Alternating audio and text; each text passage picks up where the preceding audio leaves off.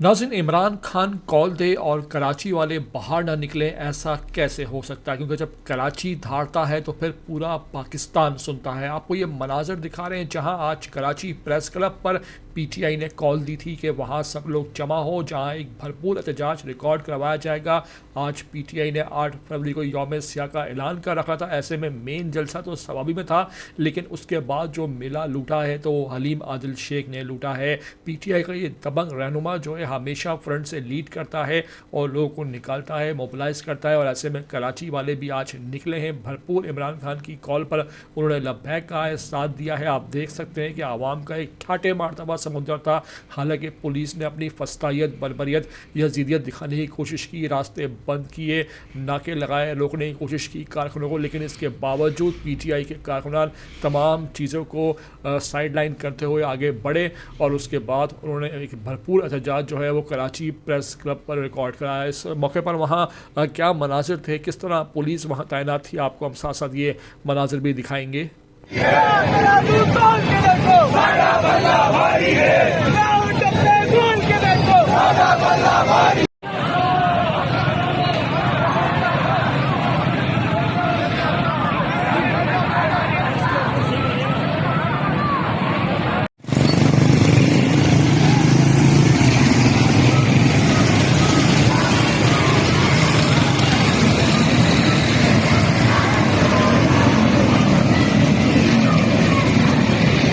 नाज़रीन, कराची ने आज अपना फैसला सुना दिया है। एक अच्छी नवीद दी है कराची ने, बड़ी खुशखबरी सुनाई है। आप देख सकते हैं कि बड़ी तादाद में लोग निकले हैं।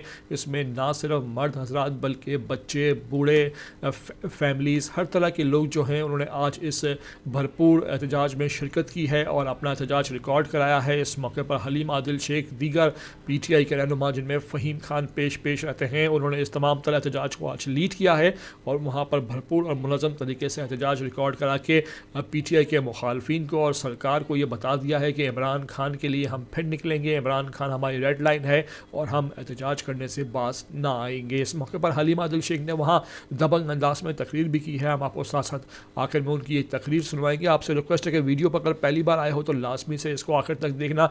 चैनल को लाजमी आप सब्सक्राइब करो, लाइक करो, शेयर करो और इमरान खान के सच्चे पक्के सपोर्टर होने का सबूत भी दो। एक और कॉल आने वाली है, कप्तान की कॉल आने वाली है। तैयार हो?